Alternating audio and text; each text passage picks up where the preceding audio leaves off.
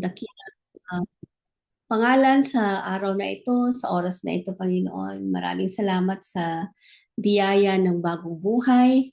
Maraming salamat sa biyaya ng bagong pag-asa. Maraming salamat sa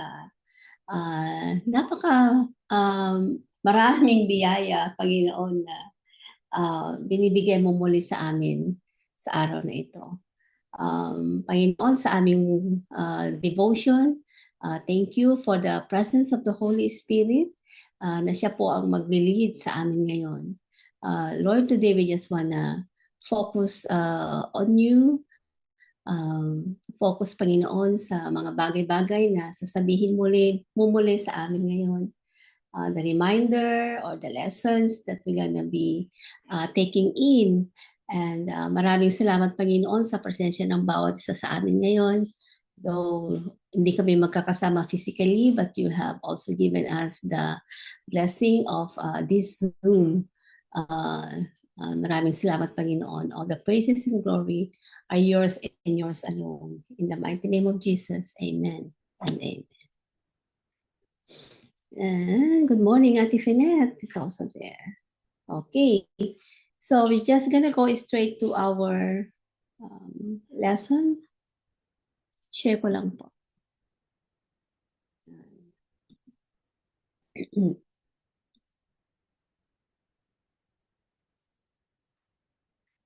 So, bali yung devotion natin is wala actually siyang title. But, ano ba yun? Lilitan. Ay. Nawala.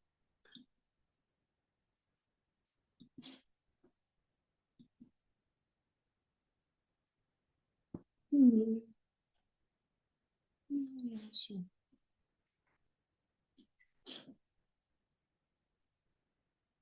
So, share.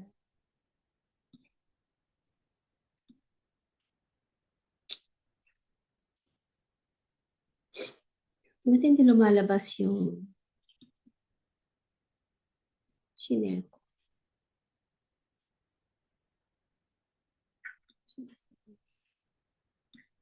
Pasensya na po.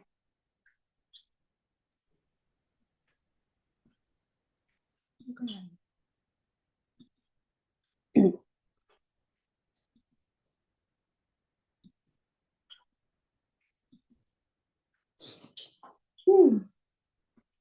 Okay, just probably stop sharing again.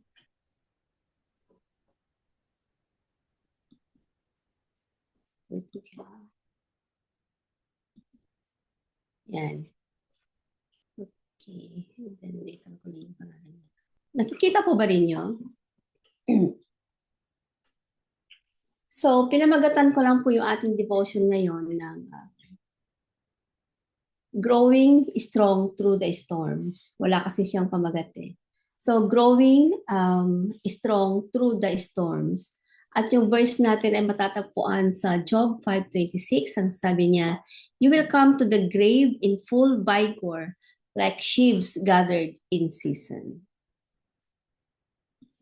So, basahin ko lang po yung story, yung narrative. Sabi niya dito is, a man who once wrote about the salvaging of old ships stated that it was not the age of the wood from the vessel alone that improved its quality. The straining and the twisting of the ship by the sea, the chemical reaction produced by the bilge water, and the differing cargoes also had an effect. So parang inihalimbawa niya yung isang tao sa isang lumang ship, sa isang lumang barko na habang tumatagal, yung barko lalo siyang nagiging strong. So inihalimbawa niya doon yung isang buhay ng isang tao. So the straining and the twisting of the ship by the sea, the chemical reaction produced by the bilge water, and the differing cargoes also had an effect. Yan daw po yung nagpapalakas sa isang ship. So the years of travel,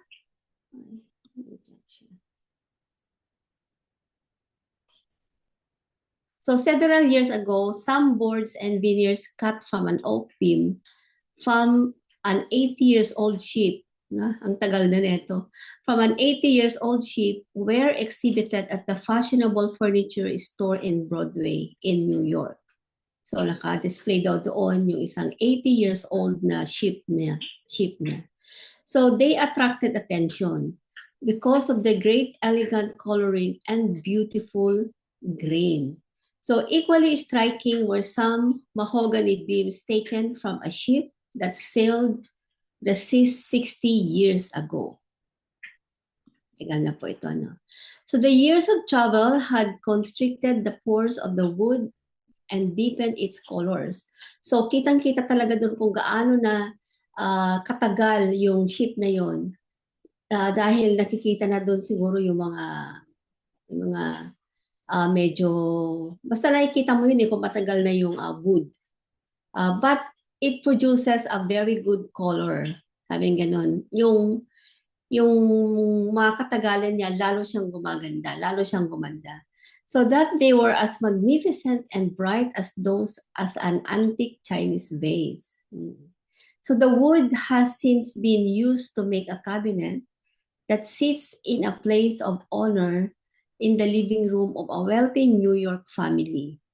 So there is also a great difference between the quality of elderly people who have lived listless, self-indulgent, and useless lives, and the quality of those who have sailed through rough seas, carrying cargo and burdens of servants of God, and as the helpers of others.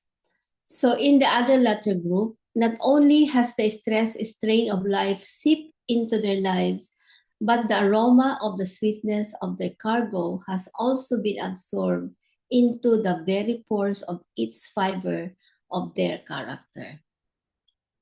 So nakikita doon yung pinagdaanan nila. Dami na nilang pinagdaanan. So Louis Albert Banks, when the sun finally drops below the horizon of an early evening, evidence of work remains for something. The skies continue to glow for a full hour after its departure. In the same way, when a good or a great person's life comes to its final sunset, the skies of the world are illuminated until long after he is out of the view. So such a person does not die from this world when he departs. He leaves much of himself behind, and being dead, he still speaks. Di ba napakaganda po ito? Yung paghahalimbawa nga niya sa isang ship, yung buhay ng isang tao. Kahit na namatay na yung isang tao, naaalala pa rin siya. Naaalala pa rin siya kung sino siya. So such a person does not die from the world, but he departs, he leaves. Mayroon siyang iniiwan much of himself behind, and being dead, he still speaks. Kahit nawala na siya, naalala pa rin, di ba, yung mga heroes natin, naalala ko yung mga magulang natin, kung wala na sila, yung mga naunang mahal na natin sa buhay, we still remember them because of their lives.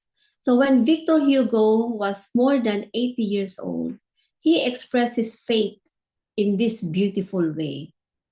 So sabi ni Victor Hugo, within my soul, I feel the evidence of my future life. I am like a forest that has been cut down more than once, yet the new growth has more life than ever. So ito yung mga pinagdaanan naman ni Victor Hugo. I am always rising towards the sky with the sun shining down on my head. So the earth provides abundant sap for me, but heaven lights my way to worlds unknown. So people say the soul is nothing but the effect of our bodily powers at works. If that were true, then why is my soul becoming brighter as my body begins to fail? So habang tumatanda siya, habang marami siyang nararanasan na pagsubok, mas gumaganda yung kanyang paningin sa buhay. Winter may be filling my head, but an eternal spring rises from my heart. At this late hour of my life, I smell the fragrance of lilacs, violets, roses, just as I did when I was 20. And the closer I come to the end of my journey, the more clearly I hear the immortal symphonies of eternal worlds inviting me to come. It was awe-inspiring yet profoundly simple. Ganun lang po yun. So, ang ganda po nito, ang ganda po ng devotion natin ngayon. It's again a reminder that as we grow older, mas lalo tayong nagiging strong pag tayo ay may relasyon sa Panginoon. That's why, di ba yung ship, sinabi niya dito is, kung mas marami siyang nilayag. So, if we have more experience, the more stronger we become. If we have more trials that we have overcome, the more stronger we become, right? Siguro naranasan natin ito pag mas marami tayong na-overcome na mga problema, na mga trials, mga ganyan. And how we have overcome them. Nagiging iba yung epekto niya sa buhay natin. The more, just like si Victor Hugo, sabi nga niya, nung papunta na siya sa old life niya, sunset down na siya, mas lalong gumaganda yung kanyang paningin sa buhay. The more he smelled, yun, di ba sabi niya yung lilac, sabi niya yung violets, yun yung parang nararamdaman niya, ang ganda-ganda niyang kanyang pakiramdam. Because he has gone through a lot. Hinalimbawa nga na yung buhay niya na he's been cut through almost every single day.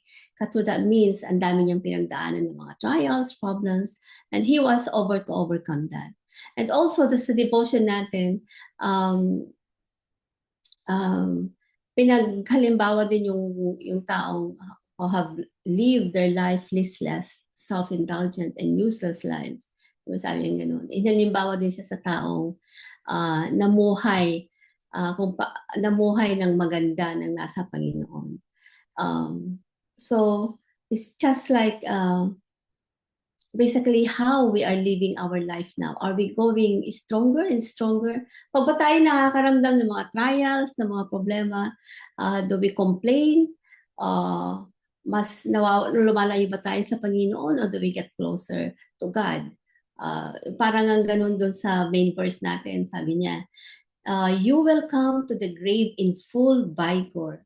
So the more napapalapit na tayo doon sa ating end of life, will come, malakas pa rin tayo, masaya pa rin tayo, we take life positively, in full vigor, like sheaves gathered in season, sabi nga niya. Like sheaves gathered in season. So, what a beautiful, beautiful promise from God.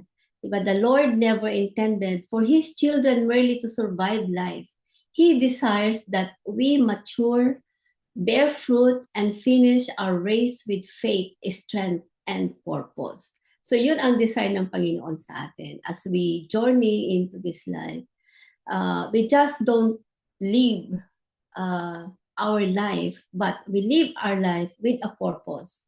So that is yung isang plano ng Panginoon sa buhay natin. So God desires that we mature. So are we maturing? God desires that we bear fruit. Are we bearing fruit? Just a reflection of where we are now. And finish our race with faith, strength, and purpose. So meron tayong mga kakilalang mga ganito na tao, right? I was so glad talaga. It's not because Auntie Flora is here nung nandun kami sa, Auntie Flora already on her 70s, and can I just remove this? But she is getting stronger and stronger and stronger pag makausap mo lang sa Auntie Flora. Auntie Flora, I was so blessed with your life. Natutuwa talaga ako at your age talaga. You are still so, ano ba yan, yung passion mo para sa Panginoon, hindi pa rin nagbabago, nandyan pa rin. So, you're really an inspiration po. You inspire me a lot, ako lang. So the devotion compares a faithful believer to wood, na sinasabi natin kanina, from an old strip. So years of storms, pressure, and voyages transform ordinary timber into something rare and beautiful. So in the same way, the trials, the tears, the disappointments, and the battles we endure as followers of Christ are not wasted. So dapat pala magalak pa tayo at nagkakaroon tayo ng mga ganun, mga trials, and that we endure. Kasi yun yung nagpapalakas sa atin. Are not wasted, sabi nga niya. Hindi nasasayang yun. So the Holy Spirit uses every storm to shape our character, deepen our faith, and reveal the beauty of Christ within us. So many people grow older, but not every grows deeper.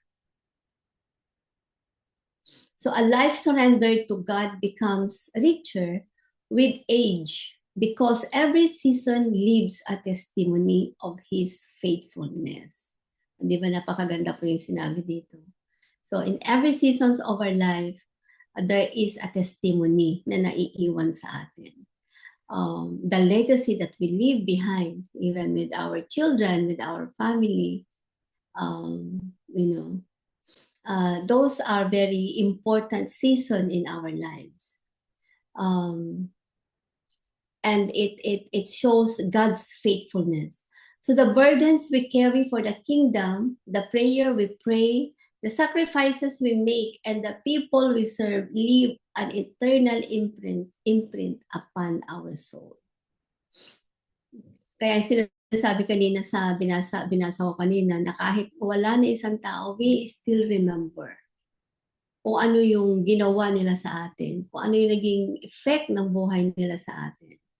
So that is one of our purpose, right, mga kapatid, bilang mga anak ng Panginoon, is we leave a testimony of God's faithfulness behind. So that remember natin yan, mga magulang natin. Oh, remember si Mamsi, si Papsi, when they were still alive, ganito yung ginawa nila.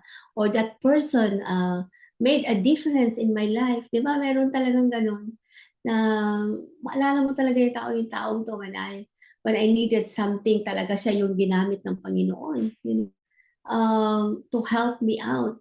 O siya yung ginamit ng Panginoon to provide my needs, that kind of thing. So it's basically yung devotion natin, it is a reflection of what we are now as we growing. Are we growing stronger? Are we just growing for the sake of growing? So the Apostle Paul understood this truth when he declared, sabi niya sa 2 Corinthians 4:16, though outwardly we are wasting away, yet inwardly we are being renewed day by day. Sa 2 Corinthians 4:16 po yun. Sabi niya, ulitin ko, though outwardly we are wasting away, tumatanda tayo, but inwardly we are being renewed day by day. And this can only happen because of the Holy Spirit. Because as we grow older and older and older, as we go through every season, we have the Holy Spirit within us. So, hindi natin sinasabing matanda na ako, whatsoever. But every day we are being renewed day by day. Yan. So we are, kahit humihina yung ating physical na katawan, but inside us, we are getting stronger and stronger and stronger. Because of the Holy Spirit and because of our relationship with the Lord. So the world measures strength by youthful energy. Ayan na. Nung pumunta kami sa Peru, di ba, Auntie? Sorry po, I'm making you an example. Lakad tayo ng lakad, di ba? Sabi natin, ako, pagod na yata yung paa natin. At the end of the day, ayan, mamasas, tinataas na namin yung mga paa namin kasi nga ang dami na nang nilakad. But again, the world measures strength by youthful energy. But when we were young, wala tayong pakialam. Sige, maglakad tayo, akitin natin yung bundok. It's fine because our physical body is still there. But as we grow older, hindi na siya ganun kalakas. Hindi po ba? But God measures strength by spiritual maturity. Yan, basahin ko po ito. The world measures strength by youthful energy. But God measures strength by spiritual maturity. So a believer filled with the Holy Spirit becomes more fruitful, more compassionate, more discerning, and more Christ-like as the years pass. Di ba napakaganda po nito? Are we like this? Are we becoming like this, or are we the opposite? A believer filled with the Holy Spirit becomes more fruitful, becomes more compassionate. So iba yung ating pananaw, hindi kagaya ng pananaw ng mundo. More discerning and more Christ-like as the years pass. Ang sarap tumanda po pag ganyan, ano? So like the sunset that continues to paint the sky long after the sun has disappeared below the horizon, a godly life continues to shine long after it has ended. Ito yung sinasabi natin kanina, na kahit mawala na tayo sa mundo, we are still shining. We can still shine kahit wala na tayo. And people still will remember the lives that we live. Di ba yung sabi yung binasa natin kanina, a life becomes a testimony of the faithfulness of God, and that's how people remembers kahit wala na tayo. The prayers of faithful saints, the lives they touch, the disciples they mentored, wow, and the love they shared continue to bear fruit for generations. Ay, ang ganda nito. The prayers we prayed, the lives they touch, the disciples they mentored, and the love they shared continue to bear fruit for generations kahit wala na sila. Kahit they don't physically exist in this world anymore, still their lives is becoming an example, for people that they have touched. Si ganyan, siya yung nag-mentor sa akin. Si ganyan, siya yung nagdala sa Panginoon sa akin. Yung taong ito is one of the reason why I got closer to God. The people that we have mentored, the people that we have put closer to God, dinala natin sa Panginoon, yun yung mga makakaalala sa atin kahit wala na tayo dito sa mundo. And Jesus said, sabi niya sa John 15:16, I chose you and appointed you so that you might go and bear fruit that will last. So sa John 15:16 po yun. Fruit that will last. So Victor Hugo's words beautifully echo the hope of every spirit-filled believer. Though the body weakens, the soul grows brighter because our destination is not the grave. It is glory. The closer we draw to eternity, the clearer heaven becomes. Wow. Di po ba? So, hindi tayo mangangamba kahit napapunta na tayo doon. Kasi our destination is not in the grave, but our destination is in heaven, to its glory. So the closer we draw to eternity, the clearer heaven becomes. Kano na po ba yung malapit na ako sa langit?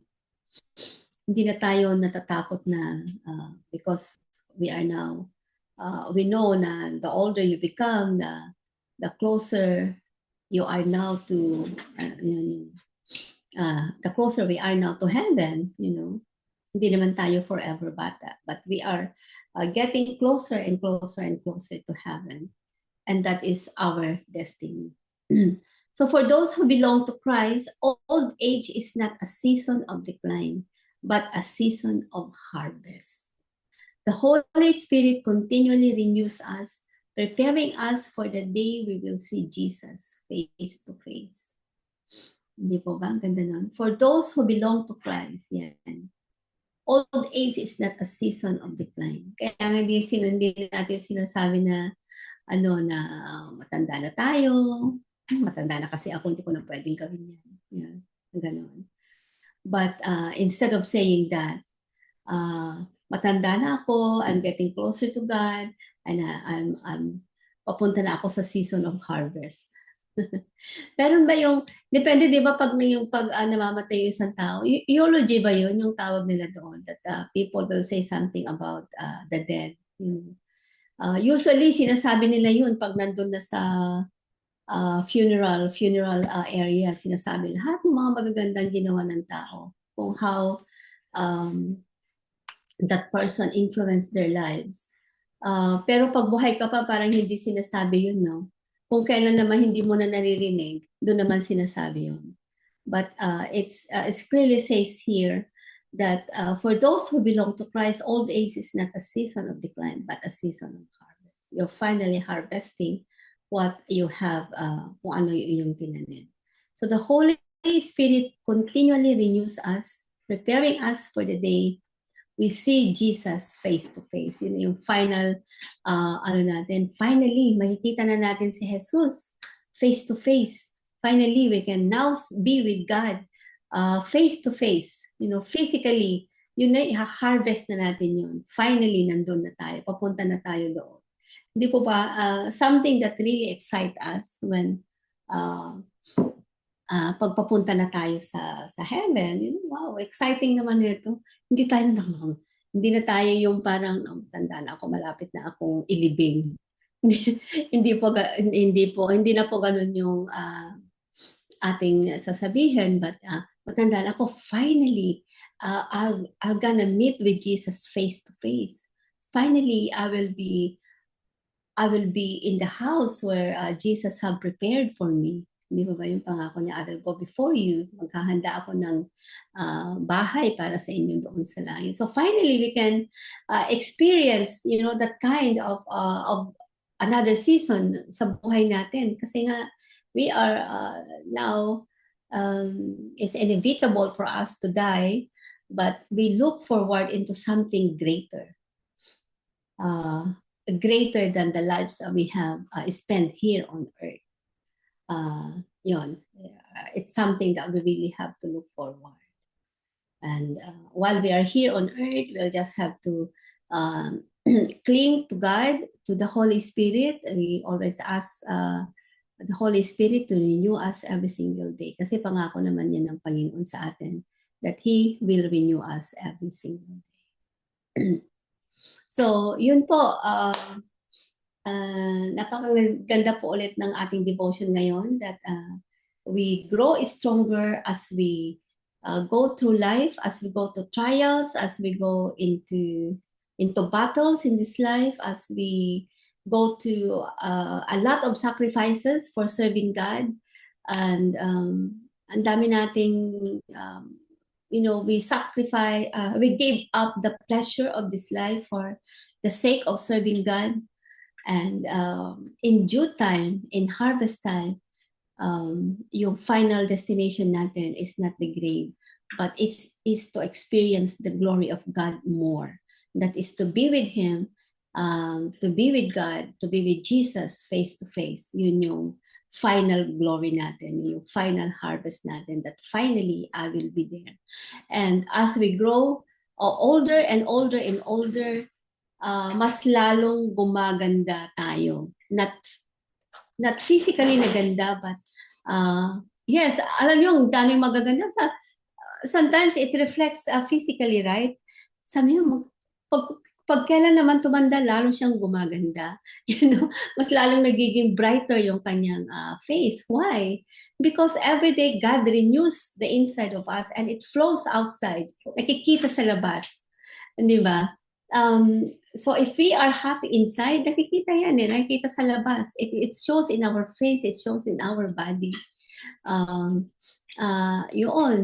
So we praise God for trials. We praise God for tests that we have overcome. We praise God for every temptations that we have overcome. Kasi yun ang nagpapaganda sa buhay ng isang Kristiyano.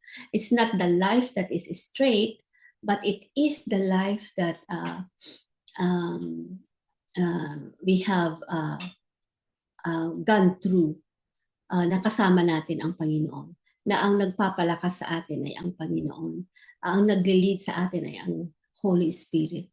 That is the life that God wants us to be. Yun. Yun po yung ano natin. So, that's the end of our devotion. Hopefully, meron po tayong na-pick up doon. And let's grow itong nasa global. Let's grow strong, grow is older together. Di ba, dito tayo nagpapalakas. If we need a prayer, go into this site, ask for prayer, and we grow stronger together. We share our troubles to each and every one of us, and people pray for us, and then we grow stronger again, rather than journeying alone. It's nice to grow old with people that is also spirit-filled, yung may kaparehas, yung iisa ang layon sa buhay, just to serve God and to be with God.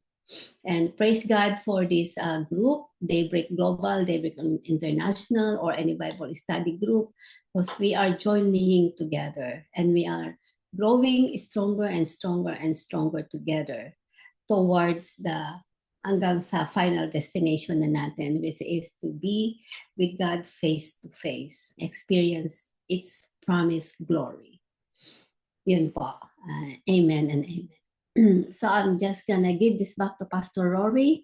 Kung mayroon pong gustong mag-share for testimony, then praise God. You can always unmute. Otherwise, I'll give this to Pastor Rory. Thank you po. Yun, maraming salamat po, Pastor Ruth, sa mensahe na binigay ng Diyos sa bawat isa po sa atin. And truly, when the stormy comes, it is God is in control. We put our trust in Him. So, sa oras pong ito, bago po tayo po dadako po sa ating pong mga panalanginan, tayo po ay magpasalamat muna sa Diyos. Kasi sa bawat mga storms, sa bawat mga nangyayari sa ating buhay, sabi nga kanina, we need to give thanks to Him. We need to put everything in His hand. Kasi siya yung ating lakas, siya yung ating kanlungan at sandigang buhay. So sige po mga kapatid, tayong lahat ay mag-amute at tayo magpasalamat sa Panginoon. Thank you, Lord God. Sa oras pang ito, kami po ilabas ng nagpapasalamat sa iyong dakilawang pangalan. Salamat sapagkat ikaw ang aming karamay at aming kasal. Salamat po, Panginoon, sapagkat sa bawat mga nangyayari sa aming buhay, sa aming mga lahat, everything, we give thanks to you. A season of harvest, a season of empty, a season of stormy, and a season of peace, a season of waiting, and a season in every season of our life. We give thanks to you because you are our King and our Lord and our Savior. And you are our King. We glorify you. We honor you. In Jesus' name we pray. Amen and amen. Sige po mga kapatid, at dadako na po tayo sa ating pong mga panalanginan. Pasalamat sa Panginoon for using her as our devotion leader today. Kanyang buhay din po. Hallelujah, hallelujah. Father God, giver of life, maraming salamat, Panginoon, sa inyong anak na ito, God, na handang-handang maglingkod sa inyo, Panginoon. Salamat sa kanyang puso na inilagay mo po, Panginoon, yung the heart of a servant, Panginoon, na itinalaga niya ang kanyang buhay, Panginoon, sa pagtawag niyo po sa kanya bilang inyong manggagawa. Salamat, Panginoon, for using her as your messenger to us this morning. And we bless her, Lord, with the blessing of so much more na more anointing, more wisdom, yung leading ng Holy Spirit, O God. You know her heart's desires. Alam mo, Panginoon, yung kanyang mga plano sa buhay. And we pray, O God, Lord, that as she continues to serve you, she will also continue to discover, Panginoon, more yung plano niyo para sa kanya, Panginoon. And that she will continue, O God, to seek yung guidance niyo, Panginoon, Lord, and desire to be aligned, Panginoon, kung ano po talaga yung purpose niyo para sa kanya. Father, we thank you, Lord, also for her family, Panginoon, who supports her sa kanyang mga yung journey, Panginoon, yung kanyang journey with you. And Lord, continue to bless even her work, yung lahat ng mga ministries, Panginoon, na pinagkatiwala niyo po sa kanya. Especially, Panginoon, being the pastor, the supply pastor of the Empowered Christian Mission dito sa UK, Panginoon. Just pray, O God, that you will continue to strengthen her. You will continue, Panginoon, to walk with her, Lord. And give her everything that she needs, Panginoon, Lord. Sa kanyang pag-aaral, sa ministry, sa lahat-lahat, Panginoon, ng mga bagay na nais niyong ipagawa sa kanya, Lord. Give her an obedient heart. Salamat, O God. We give you all the praise and glory for her life. In Jesus' name, amen. Amen and amen. Thank you po. And at patuloy po tayo po sa announcement ng Salamat po sa Panginoon at puno na ang ating pong calendar for the month of June at ang maglilid pong tumurong ang inyong abang lingkod. And let us pray for all of these leaders in the day, so that may the Lord continue to speak with them, that may God move in their heart mightily, and no more hindrances, no more internet interruption, but only His movement and make it flow in their life. Lahat pong tayo dito ay mag-mute, mga kapatid. And let us pray for all of it. Lord, we thank you for all these leaders, Lord God. Dalangin namin na patuloy na pagpalain mo ang bawat mga magiging maglilid sa buwan ng June. Pagmula sa 1 until the 30. No interruptions, Lord God. We ask, Lord God, to patuloy na kayo, Diyos, ang maging kumilos.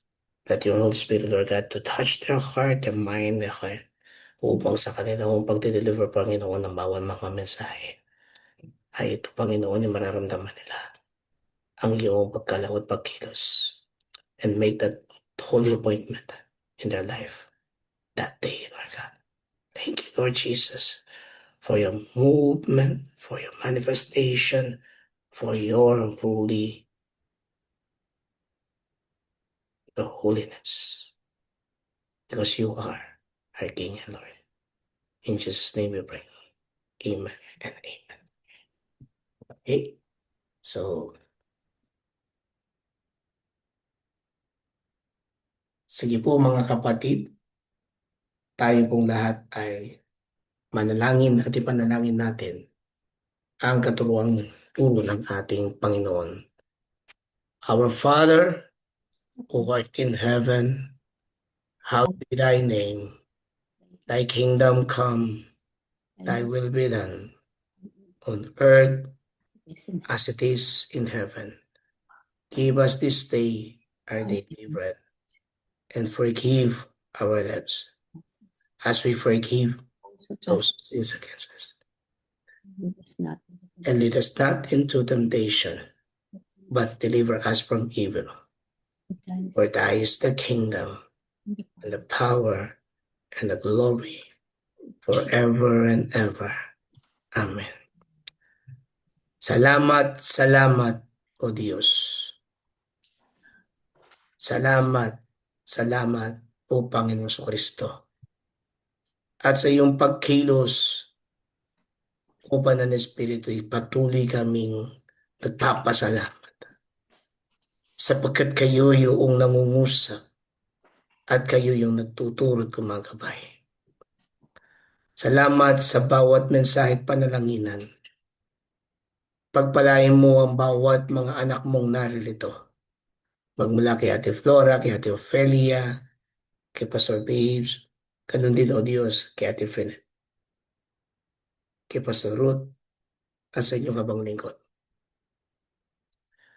Patuloy na yung apoy mo ang siyang mag-alab sa kaibuturan ng aming puso't pamumuhay at isipan. Sa pagkilos ng iyong Santong Espiritu, ang siyang aming pong madadama at mararanasan.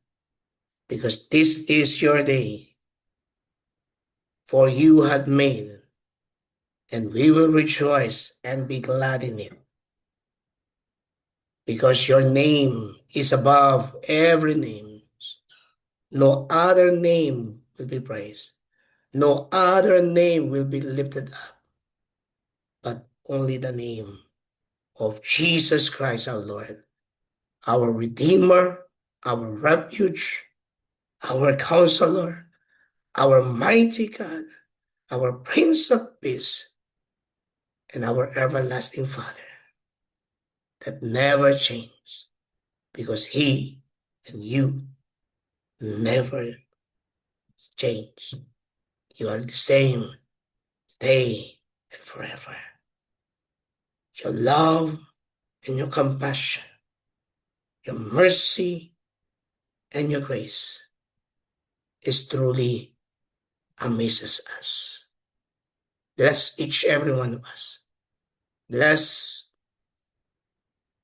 the work that you put in our hands, the job that you gave us, so that we can serve you through the company or the people that surround us. Make your light shine upon us. And this shining or this light may be seen in and out of our life as your children, O Abba Father. In Jesus' name we pray. Amen. Receive the benediction of our King and our Lord and our God, who never changed. He is our refuge. He is our stronghold. He is who He is. That in every season of our life, He will lead us and take care of us. He will not let His hand be lost, but His hand is continuing holding our whole being, whole body, our inner, because He is our God that loved us so preciously. He is our Savior, whom redeemed us, to save us. That is our Lord Jesus Christ. And the sweet fellowship of the Holy Spirit being in us, being in our mind, in our heart, that truly leading us and comfort us in our strength to keep and keep our faith, our trust in Him, now and forever. Receive His benediction in the name of the Father, the Son, and the Holy Spirit. Amen. Amen. Amen. Amen. Thank you. Thank you Maraming po.